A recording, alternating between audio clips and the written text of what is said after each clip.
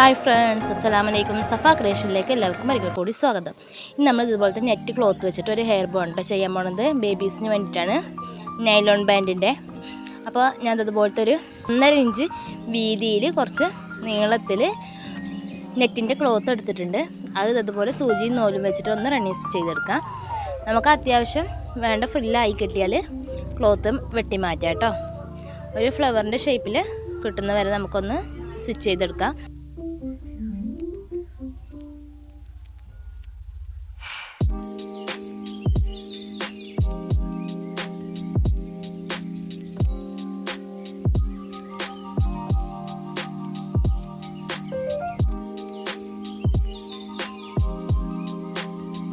ഇതുപോലെ ഒരു ഫ്ലവറിൻ്റെ ഷേപ്പ് എത്തിയപ്പോൾ ഞാനൊന്ന് കട്ട് ചെയ്ത് മാറ്റിയിട്ടുണ്ട്.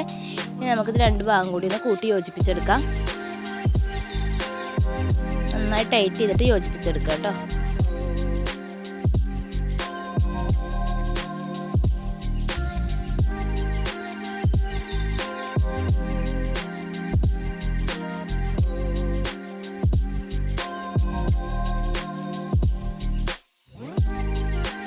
റൗണ്ട് ഷേപ്പ് ആക്കിയിട്ട് എടുക്കാം കേട്ടോ. അതുപോലെ ഒരു ഫ്ലവർ ആക്കി എടുത്തിട്ടുണ്ട്.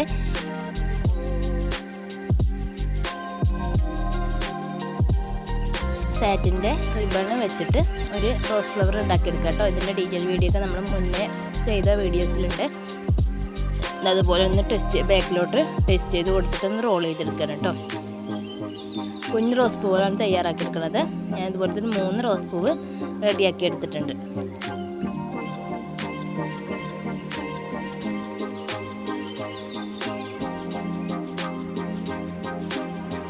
അതുപോലെ 3 റോസ് പൂവ് റെഡിയാക്കി എടുത്തിട്ടുണ്ട്. ഇനി ഞാൻ പോളഞ്ഞെടുത്തിട്ട് ഇതുപോലെ നമ്മുടെ ഫ്ലവറിൻ്റെ സെൻട്രൽ ഭാഗത്തായിട്ട് ഇതുപോലെ എല്ലായിടത്തും ഒന്ന് വെച്ച് കൊടുത്തിട്ടുണ്ട് കേട്ടോ.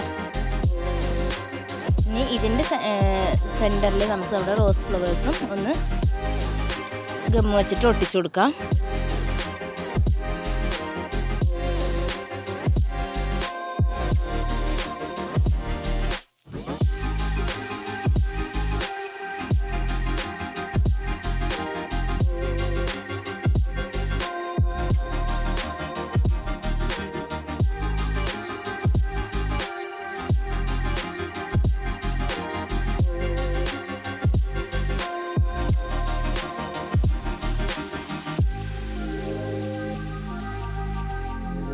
അതുപോലെ ഞാൻ ഒട്ടിച്ചെടുത്തിട്ടുണ്ട്.